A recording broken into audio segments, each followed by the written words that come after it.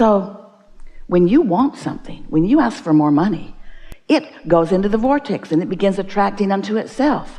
And your inner being, your soul, your source, focuses on it for you and holds the frequency of it so that you can listen your way back to it, so that you can feel your way back to it, so that you can good feeling your way back to it. And once you get on the scent of it, once you get on the vibrational scent of it, once you hear or sense the subtlety of it, and you receive that first thought that matters to you, that first thought that's strong enough that you received it and different enough that you know you didn't think it. And that's really what we're wanting to talk with you about, is you getting into the receptive mode so you can tell when you're receiving from your source who knows about your vortex, or whether you're receiving from someplace else that neither knows or cares about your vortex. So for a while we've been calling this gathering the art of allowing, the art of you figuring out how to allow yourself to be in the vibrational vicinity of the stream of consciousness that's coming from your inner being, so that you can hear the subtle at first. It gets louder and more defined and easier for you to hear. Rampage of information and guidance that is coming forth from your inner being. So you ask for it. Contrast caused you to do that, and source answered it. But the answer of source is vibrational and it's subtle, and you got to listen. And that's what step 3 is. You've got to get into the receiving mode, which really means you've got to turn off the receiving mode of I can't do that, or I don't know how to do that, and turn on the receiving mode of this is a simple thing for me to do. You have to turn off the receiving mode of what won't work and turn on the receiving mode of what does work. You have to turn off the pessimistic receiving mode and turn on the optimistic receiving mode. You have to turn off the hate and turn on the love. You have to turn off the confusion and turn on the clarity. It's very different frequencies. Every subject is really 2 subjects, wanted and absence of it. And sometimes, without even knowing it, you're tuned to the receiving mode of the absence of it rather than the presence of it. And then you say, why is it not coming to me? And your inner being is saying, not only is it coming, it has come. And not only is it real, but it is so real that we are projecting to you clear thought of your path of least resistance to follow your way right to it. And you say, oh good, maybe, oh good, then I will just beat a very fast path to the conclusion of this. And we say, yes, we want that for you, but we also want for you to understand that the path keeps unfolding, that it's like a pipeline that's got all the new stuff getting ready to manifest, getting ready to manifest, getting ready to manifest, up, manifest, yay. But new stuff, new stuff, new stuff, new stuff, new stuff, new stuff. Yay. New stuff, new stuff, new stuff, new stuff, new stuff. And how does the new stuff get there? By exploring, by having some contrast, by asking for more. It all fits together so perfectly for you. But you got to stop caring so much about yay. And start being willing to reach for the satisfaction of sensing it, of receiving a new thought about it, of being in the flow of it, which really means you want to lower your resistance, because it's the resistance that's slowing everything down, and it's the resistance that doesn't feel so good. Now, resistance and contrast, how are they different? They're not so different. Contrast is important for you to know what you do want. You have to know some of what you don't want. Well then, Abraham, then weren't we born into an environment of resistance? Yes. Well then, why are you ragging on us all the time about having so much resistance? Because you make a career out of it. Because you stay stuck in step 1. It's like going to the buffet, all of this food, lots of variety, and you look around, don't like that, don't like that, and don't like that, and don't like that, and don't like that, and don't like that. Oh, God, I really don't like that. Don't like that. I think I might like some of that. Get rid of all the other stuff, because I only like that. Really, I only want this. I don't want any of those other things on the buffet. Please remove them. They're upsetting me. Please remove them. Get rid of all of them. Please get rid of all of them. Get rid of all of them. And the more you say get rid of all of them, they just come out with more plates of them. No. I said, take them away. Why are you bringing more of them? Take them away. As you focus upon what you don't want, more and more and more of it comes, because this is a vibrational universe that is based upon the law of attraction. And when you say yes to something, more of what you're saying yes to comes. But when you say no to something, more of what you do not want comes. And then you become a control freak, a failing control freak, because you can't control it. You just make yourself crazy trying to remove the things that you don't want because you don't want to see them. It might upset you. And we say, then look over there. I can't look over there because I know it's over there. I know it's there.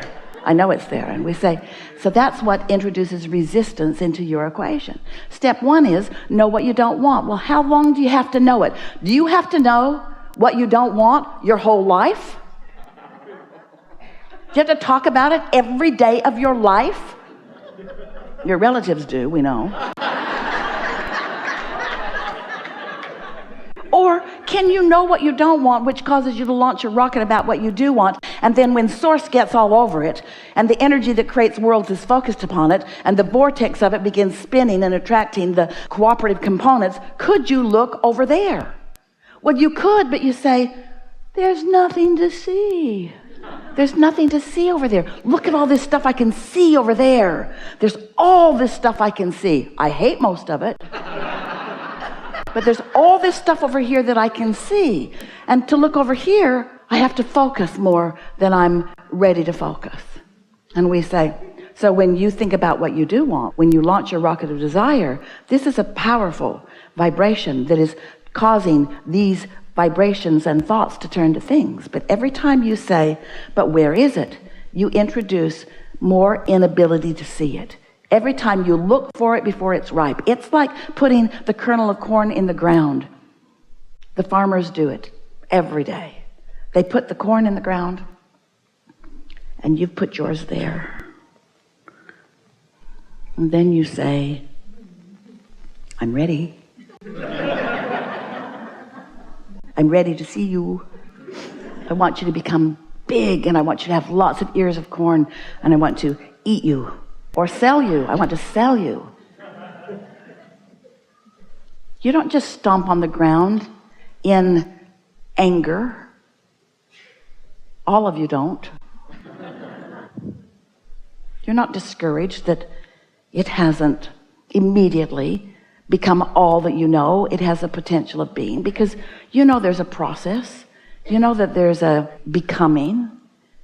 And we want you to accept this magnificent vortex and all that it holds and all that it has already become already. But you've got to tune to the frequency of it so that you,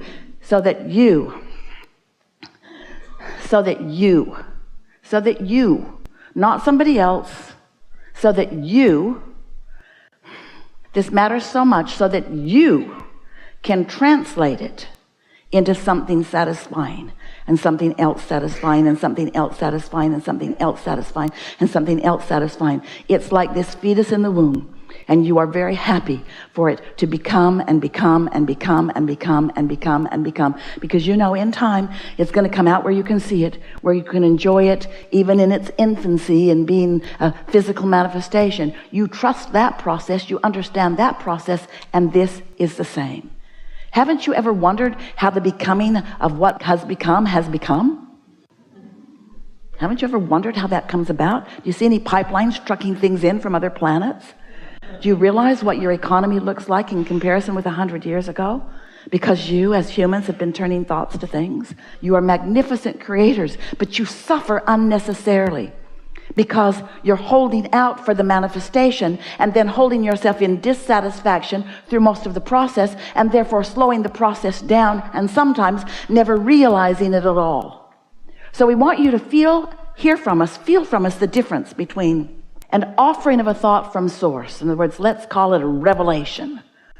A revelation from source. In other words, your inner being knows what's in your vortex and knows where you stand in relationship to it, and is revealing to you at all times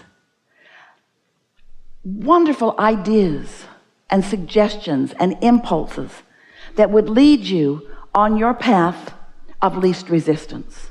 And the reason that we say least resistance, your path of least resistance, is because you've put some resistance on your path, and it's all right. Your inner being knows where all of your hang-ups are and knows how to guide you around it.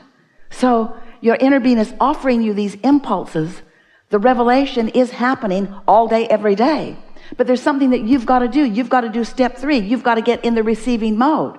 You have to be receptive. You have to receive the revelation.